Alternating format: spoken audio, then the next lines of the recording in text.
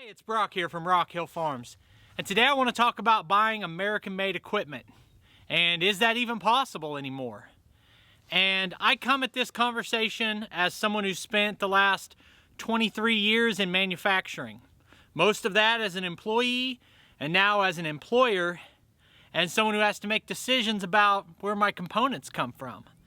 And I just thought, not trying to claim to be an expert, but just giving my opinions on some of these topics. Before we get into talking about this kind of equipment, like chainsaws and tractors and trucks and wood splitters and things like that, I want to share some of my experiences in the manufacturing world.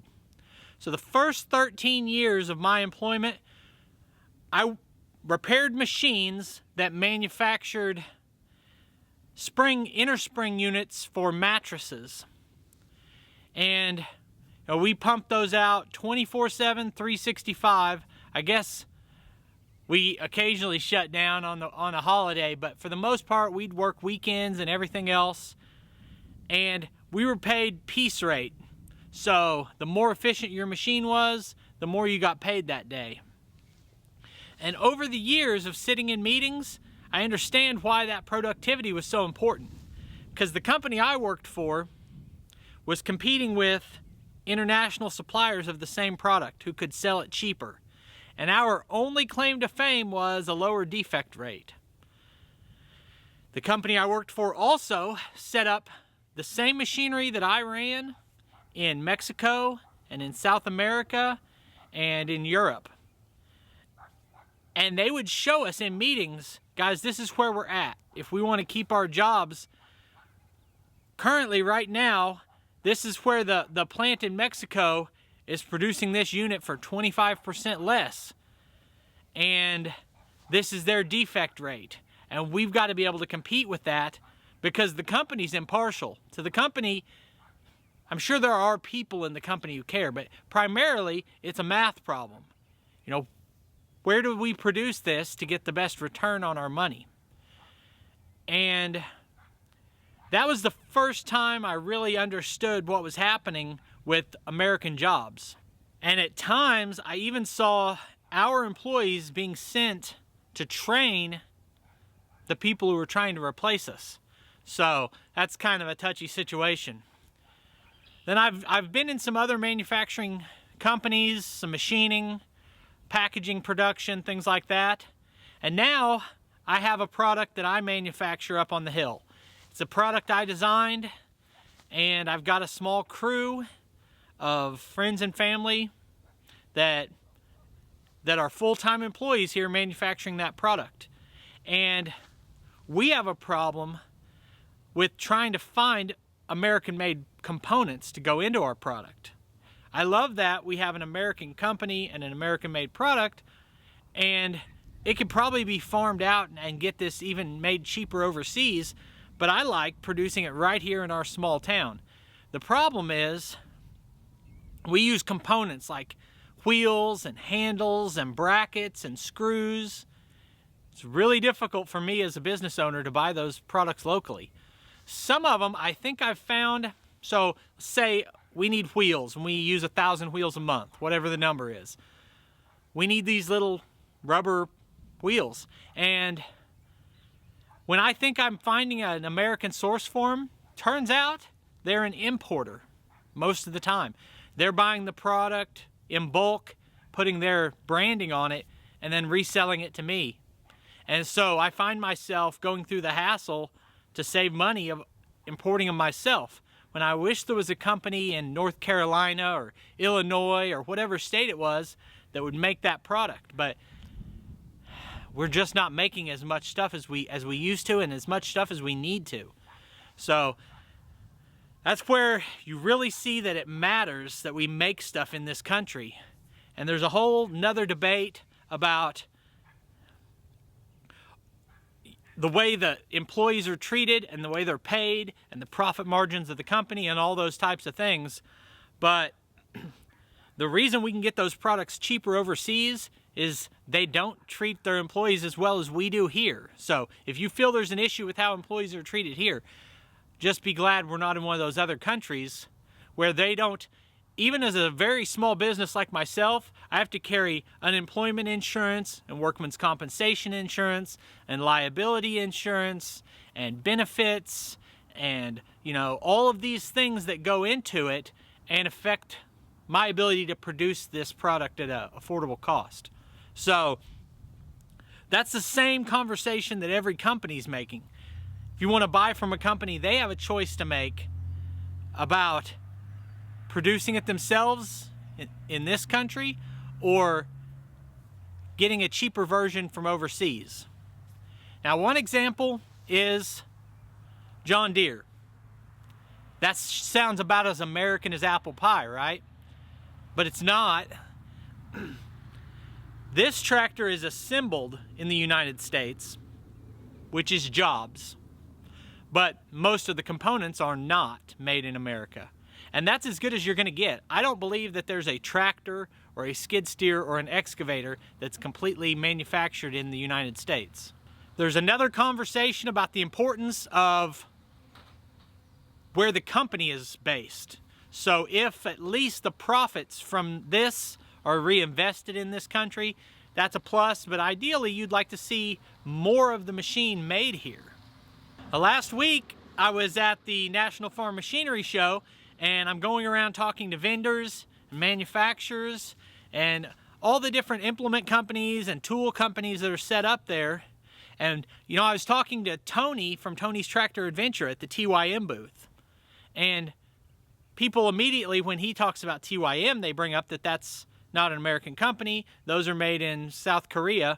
Well, you know, most of the tractors are made overseas, and a tractor brand that might sound more American, like Rural King, TYM makes the Rural King tractors.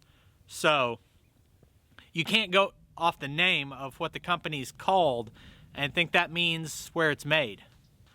So you've seen in a couple of videos, I've been highlighting companies like mine, only these are larger companies than mine, but that I can relate to, that the individual who founded the company still runs the company, still makes the product in America.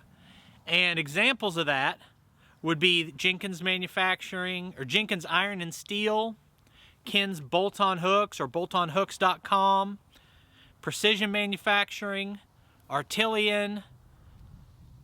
There's a long list of companies like this, and when it comes to attachments, I think that is where we can actually get American-made products that promote jobs here in this country, and not just American-made, but small businesses, where it's more direct, that the money you spend on it is mainly going to people like you and I, rather than to a big corporation. I listed off a bunch of companies that are American-made and still owned by the founders. Another example is American Harrow. I met the Wingfield family at one of these booths, and to me, it's just a big deal when you walk up and you talk to the person who's put 20 or 30 years of blood, sweat, and tears into making a product they're proud of, and they look at it, design, engineering, materials, manufacturing, everything. That's their baby. And then you look at like Frontier that you buy at your John Deere dealerships. I have a ton of Frontier equipment. It's all been perfectly fine. I have no complaints about any of my Frontier equipment. But my understanding with Frontier, they're not a manufacturing company. They primarily just put their name on other products. So if they sit down for their new yearly product review and they say, let's add a different land plane that we haven't had before, or we want one with hydraulic scarifiers, and they don't design it and say, what does our customer want? They look on the market and they say, who can we get a good deal from putting our name on this? And I'm not trying to besmirch Frontier. It's nice being able to roll it into your 0% financing with the tractor, but I don't get that same feeling I get when I talk to American Harrow or Jenkins Iron and Steel or Artillion or any of these other companies I've been talking about. That either matters to you or it doesn't, and it does matter to me. And it's not about American exceptionalism, it's about supporting the people where you live. So when I produce a product, that money that's coming in from the internet to this area then bolsters this economy right here. And it matters to me. I was especially interested in the conversation with Ken from boltonhooks.com. He's been selling bolt-on hooks for a long time, a lot of years, and was doing just fine in his business. He was a successful business. And he went through a bunch of extra layers to have his hooks forged in America. He didn't have to do that. He didn't have to make it a topic of conversation, but he went through that process and made that happen. Now you have choices, and let's say, for instance, if his hooks are in the mid-price range out of all the options, I would support the guy who's going that extra mile to do that, rather than save a couple dollars. And we all have choices we have to make. When you go to Lowe's and you want a set of pliers, and there's a $15 set of pliers and an $8 set of pliers. Say, well, I need that $7 to put in my gas tank or to buy dinner. Nobody's going to be a martyr for going broke trying to buy American. But I think on our major purchases, we need to look for those opportunities. An example is I bought a Champion generator and a Champion log splitter. Those are expensive purchases. The name of the company sounds like an American-made company, or like my chainsaw, my electric chainsaw, and all my electric tools up in the shop are DeWalt. You could buy like Craftsman and think that you're doing better than Ryobi, or nothing against these companies. What I'm saying is, at this point, I have no idea if DeWalt makes more stuff in America than Ryobi. But if I'm going to spend thousands of dollars, why wouldn't I find out? And so this is as much for me as it is for you, because I don't want to tell you how to spend your money. But me personally, with everything going on in the world, I want to be thoughtful. And when I bought the log splitter, I put thought into how big of a splitter do I need, where do I want to get it, horsepower, cycle time, watching YouTube videos, giving it all this thought, and I didn't give any thought to where it was made. So that's just something to think about. Another example, I've got this merchandise for sale. You can click a link under the video and order a t-shirt or a hoodie from Rock Hill Farm. I've not looked at the tags. I don't know where these are made. I could, but there's a laziness on my part. I could go to the trouble of making sure to source American-made products. And that's kind of what I'm getting at here. Nobody's perfect. I'm not judging anyone for what they buy, but I think it'd be a good idea for all of us to try to look for those opportunities to spend a little bit, if necessary, and buy American-made products. I appreciate you taking time to watch. I'll put links on the screen to more of our videos, and I'll see you next time.